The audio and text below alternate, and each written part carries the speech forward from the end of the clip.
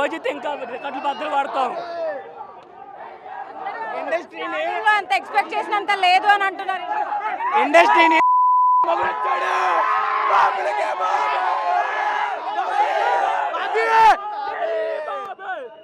బెజవాడ గడ్డ పవన్ అన్న అడ్డ.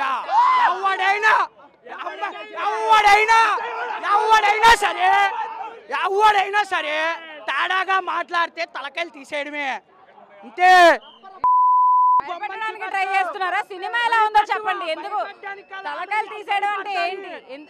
కళ్యాణ్ బాబు సినిమా వచ్చిన తర్వాత అందరూ భయపడాల్సిందే. భయపెట్టడం ఏముండదు. కళ్యాణ్ బాబు జిందాబాద్, కళ్యాణ్ బాబు అంతే. ఇక్కడే బాబు కళ్యాణ్ బాబు వేస్తే పవన్ కళ్యాణ్ కి ఎఫెక్ట్ అవుదంటారా? తలకాయలు తీయాలి.